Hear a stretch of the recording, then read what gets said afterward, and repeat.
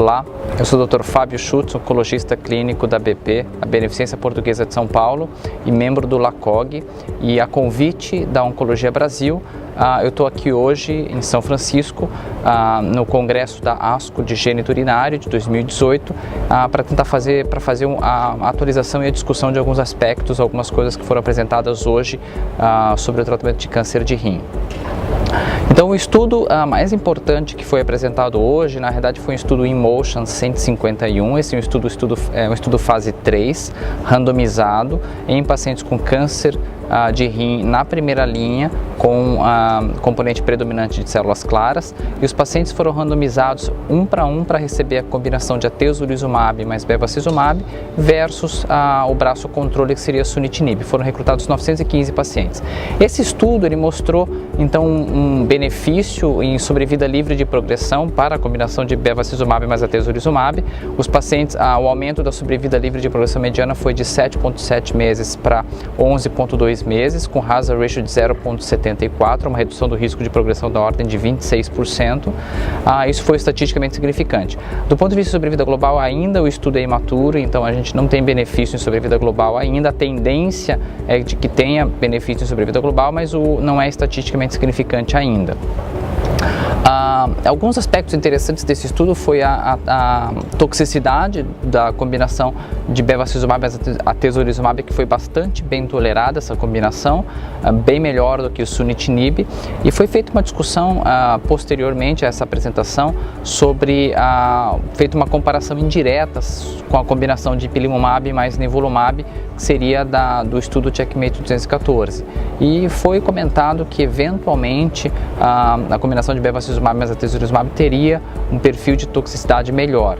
Não obstante, lembrando que o ipilimumab mais nivolumab tem benefício sobre a vida global. Esse foi um objetivo atingido, foi um objetivo coprimário, e pessoalmente, na minha opinião, acho que a barra a ser alcançada com todos esses outros estudos que estão em andamento atualmente agora ficou bem mais elevada.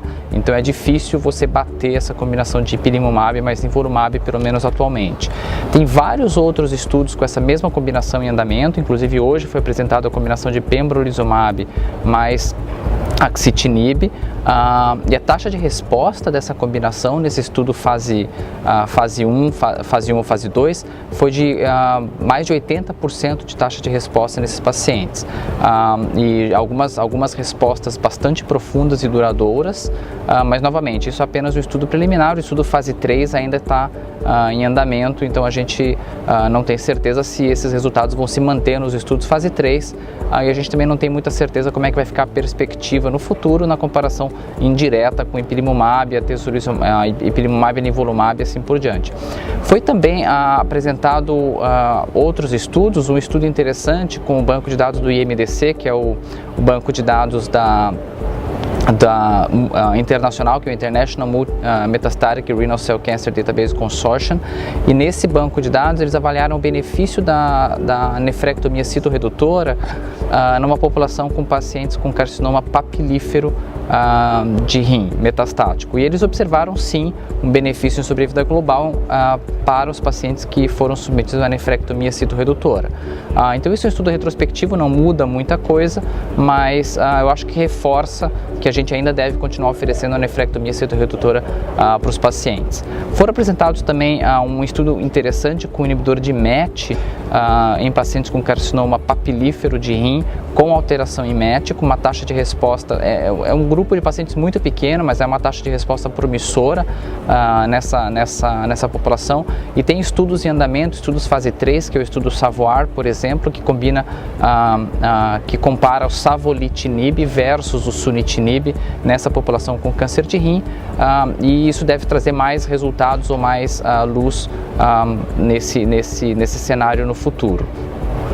Teve alguma discussão também sobre a importância da microbiota intestinal, então isso é uma coisa que tem ganhado cada vez mais força recentemente nos congressos, e inclusive foi apresentado agora um estudo retrospectivo em pacientes tratados com antibiótico, tratados com inibidor de VEGF-R, com câncer de rim metastático, tratados com inibidor de VEGF-R e que concomitantemente haviam recebido algum tipo de tratamento com antibiótico contra bacteroides. E nessa população o benefício foi melhor do que não tivesse tido tratamento com antibiótico para bacteroides. Então, novamente, talvez mostrando a importância da microbiota intestinal, talvez até no microambiente tumoral e assim por diante. Eu acho que esses eram os estudos que eu tinha separado para vocês e que eu achei talvez mais interessantes, que foram apresentados hoje em sessões orais aqui no Congresso da ASCO GU de 2018 em São Francisco. Obrigado.